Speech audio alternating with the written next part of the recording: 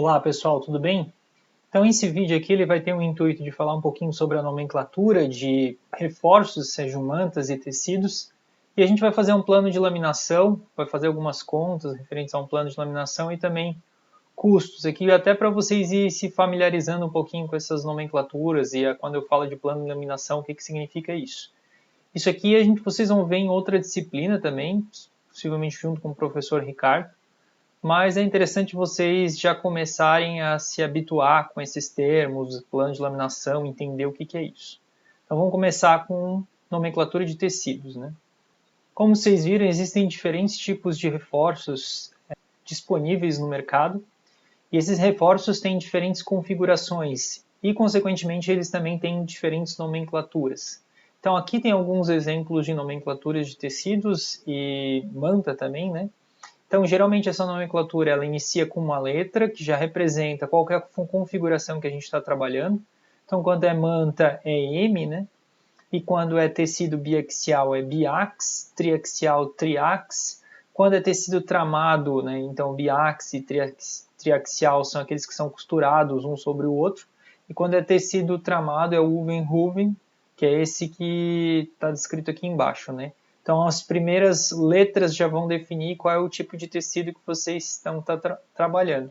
E se for tecido tramado, eles vão dizer depois, geralmente o fornecedor diz depois qual que é a trama que está sendo utilizada, né? Qual é o tipo de tela plana, cetim, enfim.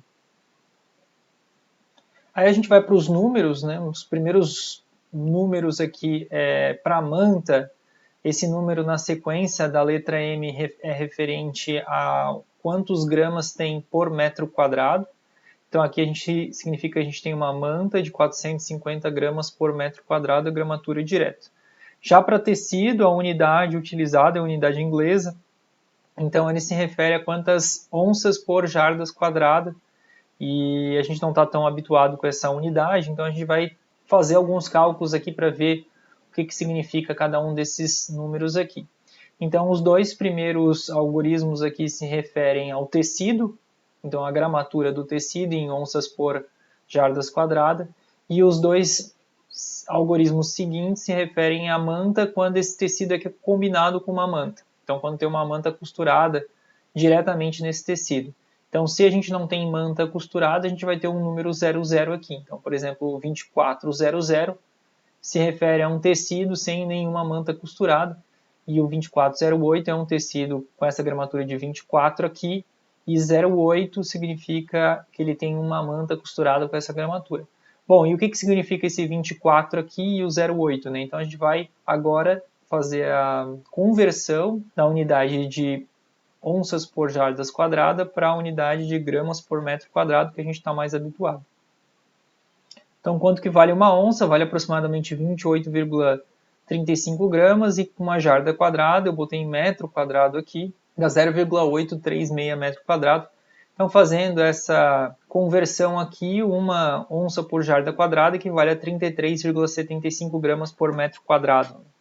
Então, se a gente tivesse uma manta aqui com 8 onças por jardas quadradas, que é aquela que a gente viu ali, o 2408, né? A gente teria uma manta aí com 270 gramas por metro quadrado, que é 8 vezes o quanto que equivale uma onça por jarda quadrada em gramas por metro quadrado. Tudo bem, gente?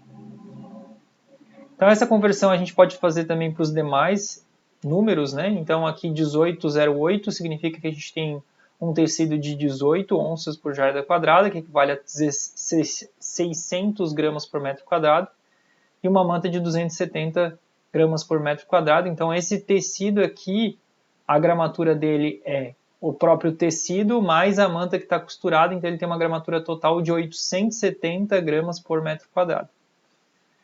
Já o 2408 tem um tecido de 800 gramas por metro quadrado, enquanto uma manta de 270 gramas por metro quadrado combinado, e ele tem uma gramatura total de 1,07 quilos por metro quadrado, ou 1.070 gramas por metro quadrado. Aqui tem alguns materiais comerciais que eu retirei do site, acho que foi da Tech Glass, eu não me lembro exatamente, mas está aqui o nome do tecido, né? Tecido de fibra de vidro, 1200 biaxial, 45 as direções das fibras, né? 45 mais 45 menos 45, possivelmente.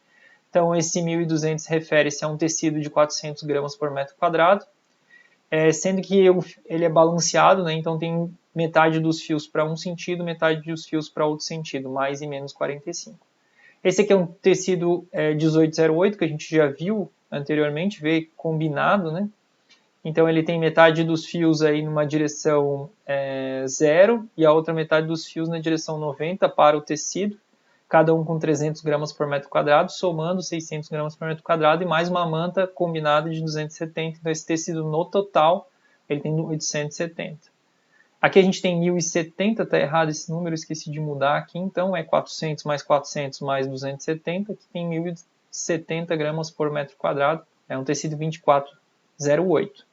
Aqui a gente tem um tecido 1808 novamente e 2408 também, aqui já 1070 corrigido. Bom, pessoal, para a gente fazer as contas então de um plano de laminação, quanto que vai precisar de fibra e de resina, é importante sempre a gente saber a gramatura do nosso tecido ou reforço que a gente está utilizando. Então a primeira coisa que a gente vai ter que saber é essas nomenclaturas e o quanto se refere isso à gramatura daquele material de reforço que a gente está trabalhando. E daí depois a gente vai preencher juntos um plano de laminação. Só que antes de a gente começar a falar e fazer as contas do plano de laminação, é bom entender bem o que é um plano de laminação, né? Então é um plano de sequenciamento de lâminas que vai construir o nosso compósito. E o que geralmente a gente respeita quando a gente faz isso? A gente faz um gradiente de fibras da superfície para o meio do nosso compósito. Então a gente começa na superfície do material com um baixo teor de fibras e vai aumentando esse teor de fibras de maneira que a gente vai indo para dentro do nosso compósito para evitar que a gente tenha um carregamento de fibra muito próximo à superfície do nosso compósito que venha a trincar a superfície dele, né?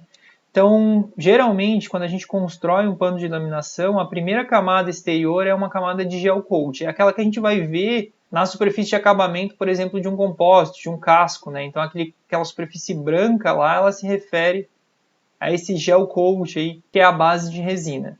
Depois disso, vocês vão ver geralmente um véu de superfície, que é uma camada logo após o gel, que tem um teor de fibra bem pequeno, né? Então, basicamente, a gente já falou sobre as funções do gel de superfície, mas ele vai evitar que as fibras estruturais se retratem na superfície do nosso laminado, e ele vai evitar também qualquer tipo de trinca, e se tiver contatos aí com meios um pouco mais solventes, um pouco mais agressivos, ele vai funcionar como sendo um liner aqui de barreira química aqui para a entrada desses solventes, né? Então aqui geralmente tem um véu, né? Depois do véu de superfície, a gente vai começar talvez trabalhar com uma manta mais fininha ou um tecido mais fininho, com uma gramatura relativamente baixa. A gente não vai trabalhar já com nossos tecidos estruturais. Então, às vezes, aí depende do plano de laminação, ou se tem um tecido de baixa gramatura, ou se tem uma manta fina, né, de não tão alta gramatura. E depois disso que a gente vai começar aí sim trabalhar com nossos tecidos estruturais, né, em camadas aqui. Então eles não são muito próximos da superfície do material, eles têm essas camadas aqui intermediárias justamente para evitar que haja um coeficiente de dilatação muito diferente entre as fibras e o meu material de superfície aqui que venha a ocasionar trincas aqui nessa superfície. Então, se a gente for ver, né, o gradiente de fibras ele vai aumentando da superfície para o meio do nosso laminado, né? Então, aqui o teor de fibras ele aumenta, né, até um determinado ponto. A gente evita, num plano de laminação, colocar fibras muito pesadas na superfície. Outra coisa que vocês vão ver também nos planos de laminação é que, geralmente, entre tecidos é colocada uma camada de manta. Essa camada de manta aí, ela tem a função de evitar a delaminação do tecido. Então, muitas vezes no plano de laminação vocês vão ver ou um tecido combinado sendo utilizado, aí a gente não precisa colocar a manta porque ele já está com a manta costurada lá, ou vai ser colocado uma manta entre tecidos para evitar que um tecido com alta gramatura fique em contato diretamente com outro tecido. Então a manta ela absorve mais resina, então a gente vai ter um intermediário de resina entre tecidos que vai evitar a questão da delaminação. Bom, agora a gente vai fazer então um plano de laminação juntos e vai correlacionar isso também com os custos de alguns materiais.